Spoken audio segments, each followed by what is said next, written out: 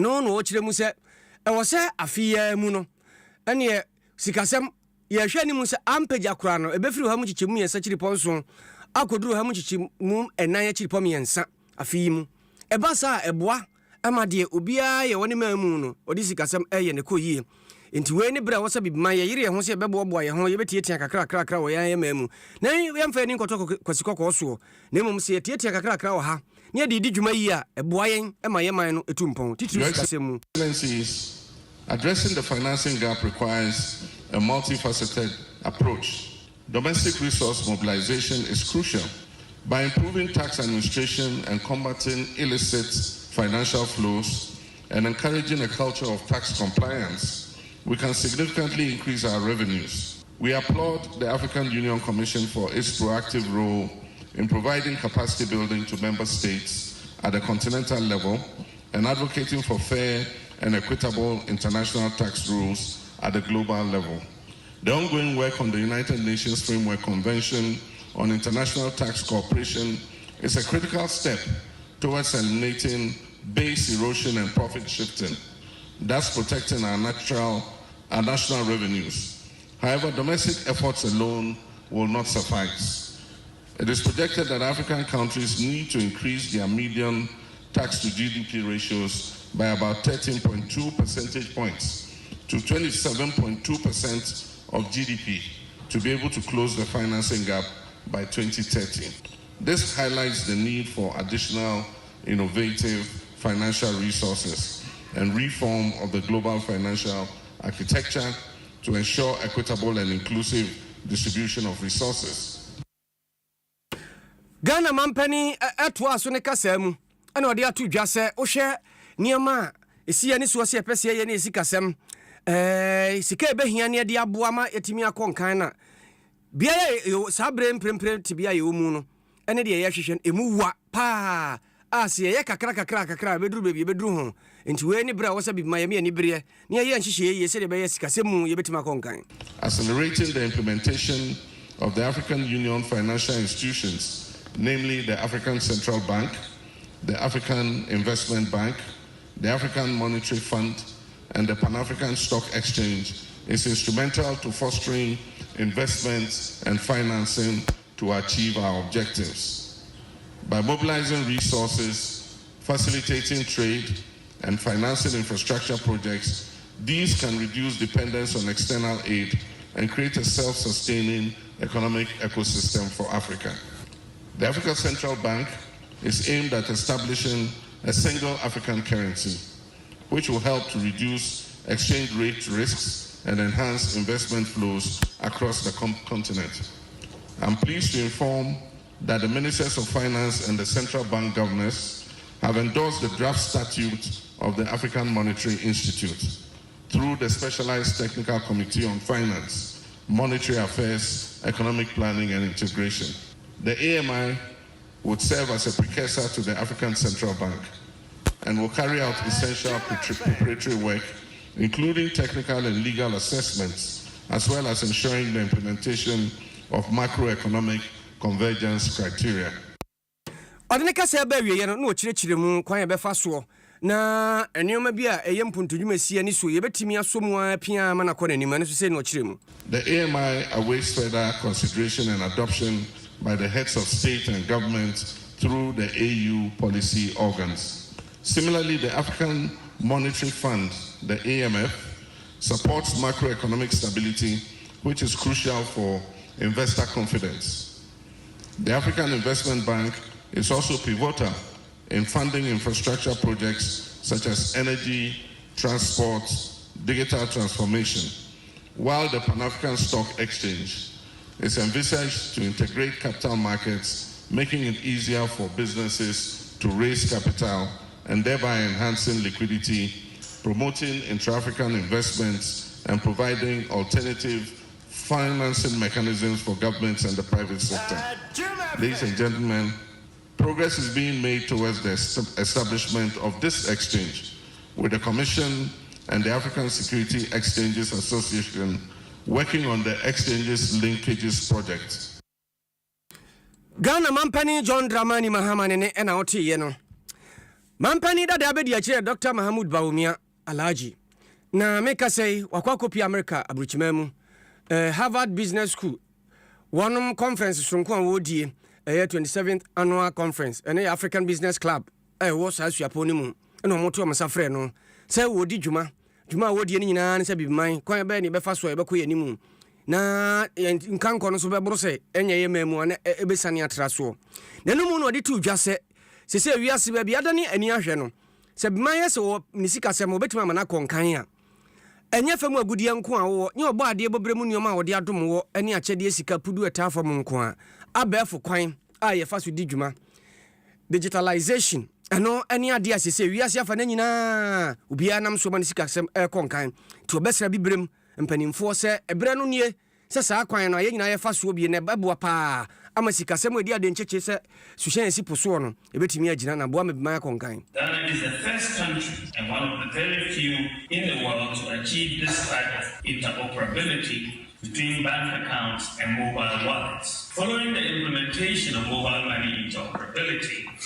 mobile money account in Ghana is practically a bank account and has resulted in financial inclusion of over 90% of the adult population. As a result, Ghana is now ranked as the only country in Africa with 100% access to financial inclusion, because every adult Ghanaian can either get a traditional bank account or a mobile money account which works like a bank account. The data shows that because of the implementation of mobile money interoperability, Ghana is the fastest growing mobile money market in Africa. We've also seen a 40-fold increase in mobile money transactions in the last 8 years. Ghana is also the only country in Africa and one of only a few in the world with a fully interoperable multiple instant payment system. Wei ensemu a no woka sabre no mu nia wono na bre so se mampani abedi akire otimi ye e Ghana ha na yentie ensemu ankasa wode to mpanimfo ani mu tutu nia bibiman se wo se e faso na yetimi tumponi. Hospitals and clinics in remote and largely rural communities also had a difficult time getting medical supplies, especially in times of emergencies involving snake bites, childbirth, blood supplies, vaccines, and so many lives were needlessly lost because hospitals were unable to access critically needed supplies on time. To address this problem, Ghana opted to partner San Francisco-based Zipline, the world's largest and only automated on-demand delivery service for medical supplies. This followed a visit with the team I led to San Francisco to meet with the founder and CEO, where we expressed Ghana's interest in obtaining the services of their artificial intelligence-based drone technology. Ghana is the second country in Africa after Rwanda to implement the delivery of medicines to remote areas through drones, and currently Ghana has the largest medical drone delivery service in the world. Ghana mampenda da abedi akire Alhaji Dr. Mahamud Bawumia ne na wote na ha Adom 106.3 nshia 104.5 affiliate ha ene aduonu miensa Facebook live fa wadwen kire no bara bekenka ma sa na YouTube nso ye ho bekenka ni nyina ama na ye koyanim na fe ye de ani akire mpomdine mu soafo a wono na hwe mpomdine so ye onyamfo kwabena minta akando ene ode atu dwase anesefo a wokuro yi mu ene mpomdine dwuma yefo bi no mo ho a wo mani ntre wo mani nton kasa wo mokanya kasapa mpakro hana sedwuma no ntimi nya firima yi mko obibia waye na adwene se waye nkatebone a wofra adwuma no mu a o se adwuma no din no wono abe won so wono so obeyi wo mafiri nkatepanum ama nkatepa no aye adwuma yensemo de tuja yentie bi no kre ya nurse fo ne ya doctor fo ni wono mu a omo eye adwuma e wo apomden aso ye no wonom eye nkrofo bi e wo se Ghana fo nyina ye mo ye ne ko mo ho omo ya ade omo sacrifice e de mayen obi wo ho a ya ade bi wo ho a efiri ho e betima kodipa na oni ne te na so ben wono enso health worker no ono na e ba be hwe yare the risk ne so nje wo se ye bu wonom na ye bo mabaso na emumu no ye mekae ne se ye wo kakra bi wo mu a amre bia no e no musuban no enye nti amafo bebre no e complaini obi ho a obekɔ hospital say nurse ni bi adi matem oteatea me obi ho kra sabe ontumi nkasa odina ba emergency yesi kofa wo card bra ansa na ya hwew nipa yi so oba no oye unconscious nti saa ne ma no na yetu wonu mo yesa na fo say omunyaye na omoma ye nyina ye adwuma no momfa wonom profession no seriously nti saa dia na se nya nyina so bi say nurse ni bi ana apomden worker bi ayesa dia nya dia ni bechisa nipa no ye be famra kwan so odene ka se eba wieye no ene wo se wo ka kire mpomden adwuma yefo no se wo momodina se nimde ni nyansa wo makosua so mo de be adwuma no mo de be adwuma yie wo mamu nyina nso wo se niema bi a ekoso a enkoye wo apomden ni mu no obehwe se obehye nyina kama na afi nso ayafo eba ya sabia hodo no obesra na sefo onya botrema wo wonhwe won yie se de be ye nhyira bia wo mu no wono nso nsa beka migidi yie se makan yese okomfo a pesa one wotena no kana chi wade kiro omunhu ni se sabe ipraduasa omosomfo ye wa bayi sa ade no eyade baako a ompesa obeti no mbejai me wa hye so mbejai soafo hempomden so ye kwabra minta akando nene na wote no na yede ani akire nsem foforo mu a nimsa bandada no atwa mu no na oye se obesi asodan kese a yebeye dwumadi ahodo wo mu adiama omayi na afi be wiase no mamu nyina somu a yetu din se National Cathedral no na Pastor Professor Alexander Edward wono ye National Superintendent ma Apusa Campus Apostolic Church of Ghana akachira mampani John Dramani Mahama se saa dwumadi abandada no ehya ase no woma wonhunu nia ono so ebeya fa ho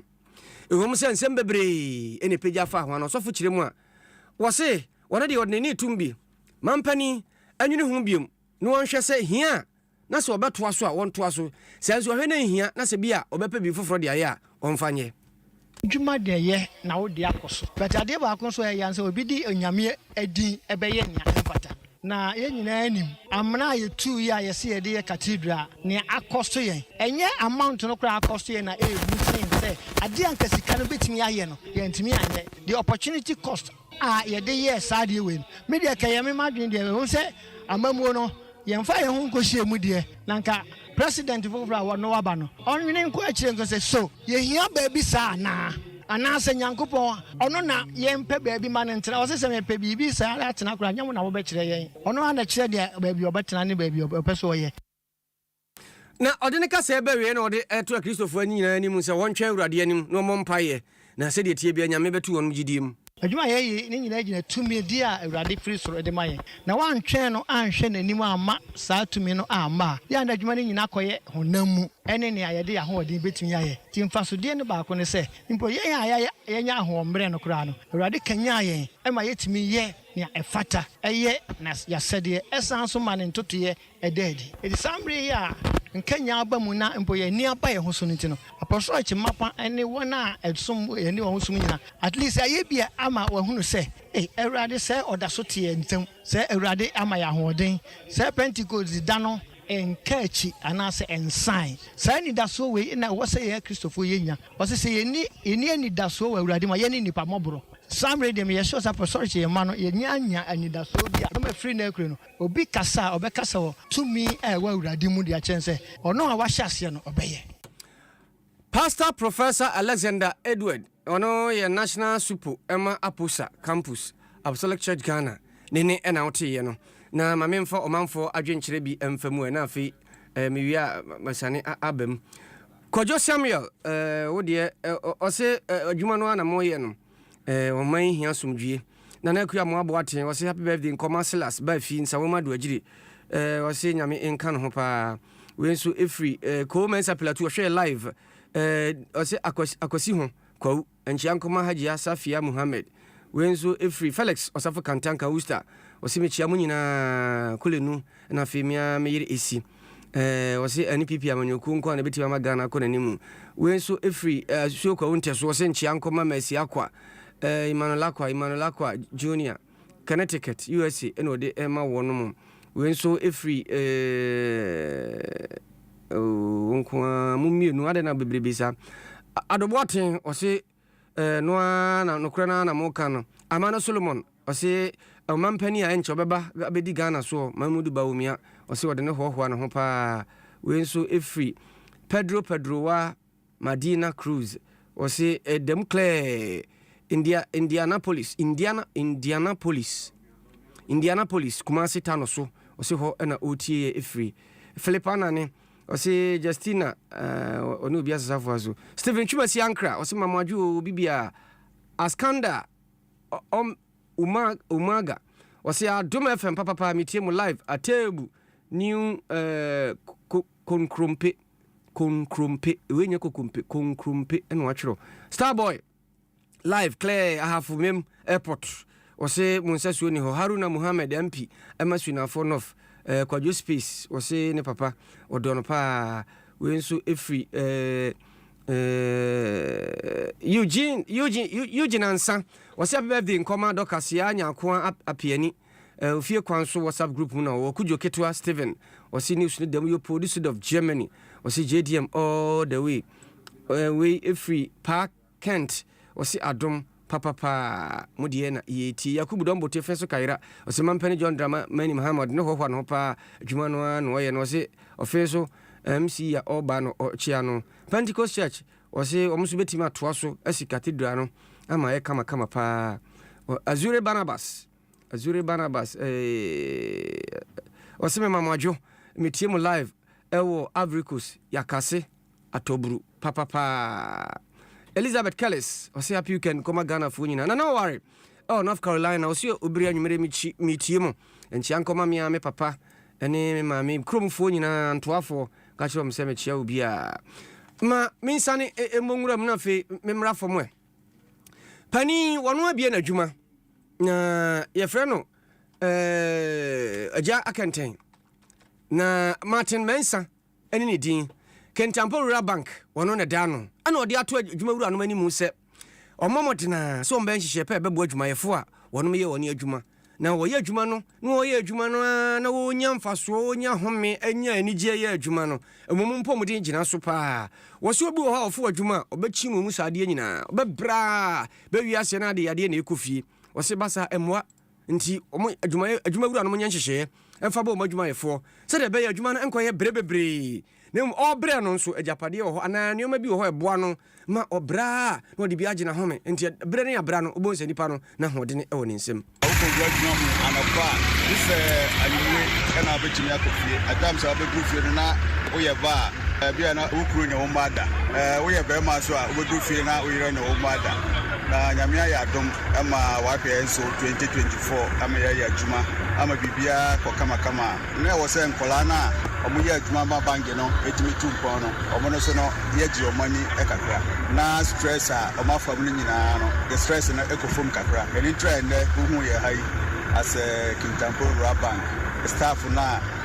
yɛwɔ yɛ 5 branches ni nyinaa Kentampo Jema Techiman Kenten Upe ɛna Damango de nyinaa bɛhyia ha yɛagye ani kama staff no ɛna yɛ major access wotɔ nɔɔma no nyinaa na wosi dan kama na staff no anyɛ adwuma yɛ a kompere no na ɛwɔ sɛ wotu no wontumi ɛnnu ɛnti yɛnteki staff no welfare as a priority na ɛnsɛ staff no ɛbɛnya asomdwee na ɔmode ayɛ adwuma madwuma no atumpɔn wei ɛyɛ panin paa wɔno ne da Kentampo Rural Bank no panin Martin Mensa saa berɛ wote tintintim ne nyansa no atopo no kakraa ɛde ama adwumayɛfoɔ no sɛ muni di nom na monyi mo ahome na mo abrɛ ɛna ate so ɔkasa na nyontoni a na wɔgyegye wɔ mani wɔ hɔ wɔmfrɛ no Eunice Ete ɛna wɔno so de to dwa sɛ ɛyɛ boa paa na nigye a wɔno so anya ne agya tete kakra a wɔbɔ de ama adwumayɛfoɔ no wɔno so sei na ɔkaeɛ yes all work and no play make Jack a dull boy enti anigye de once a while utimi ne on fa 40 kɔtena se in fact nkɔmɔdie mu kra no ebetimi am obi na ni agye cause and then not stress ni ade adinti no amanfo no bre ɛwɔ nsɛm bebre wɔ mutim depression nyina ka ho enti no ɛwɔ hɔ a wɔsɛ mutimi pia bonten ama pressure yɛ team office we betina fa kono ho yɛ ne mbrɛ ne ade ne nyina no afuro ɛne yɛtima release stress ya ball ya volley ampe ludu ya dream wonder ho say in the next phase of our work no ebetimi akenya yɛ ho ayɛ de e change yɛ no afia etwam yes adwuma ne de e wo ho a wo say yɛ ne mmom ma ho kwan ne fa be release stress ya me abo ho mai abo wati mai adwuma the whole year aba finance tino mo wa bo mu ni na stretch wa bo mu ni na ezo pending bi say say ya ba release stress na bi ya koda na ya sa sare na ya be adi ko for na ya adwuma na ama adwuma na ya den atumbo je hia de adwuma ya ni bia o ya adwuma na do sometimes bia ezo rest kakra na say o release stress kakra ani stress no mo release ampa wa wote oba hema ya nkrofo mu atwa mo ano atwa mo nase wei ayadwumayefo no bia wonom wo Kentampo Rural Bank na wote se ene oba hema esu omo so enam chichinga ni esi omu twa omo siase chi gu ho ani de ampa wedi wadwuma wura mamo eje mo ahome ampa YouTube ma memfa ngura ho na Eric Boaten se oche obi a UK eno hwe free Saudi Arabia Riyadh e ho na NS da konso na fe Emmanuel Odoy ono so se omayajo Gayome ene eyo awoda happy birthday nkoma nyame ma nkwatenten ni ahodene na de ohwehwe bia no obo ade wonfa emma na bibia nso enye fine aha ana kase no medi AC obri yaboa Phantom frame so hu mi Facebook live Mary ono na demba Facebook live production team no di odi animu bobo bibia no kama kwa mi kule no ye sorry na sabri ye de sports extra abro titwan na make say dia na otwemi ensane esi yi akotoko ne nsuatre tokosi ye twetwere ma nipa kura wu mu no ebia sense bio no we de nipa nya mu ntoko saa Amina Sharks musu kosi aka ntokwa twere kana ntidabe yo Adom FM DBS Rufi Papa Fie ya send ya babie mo Ghana for bronyen DBS Industries Limited for say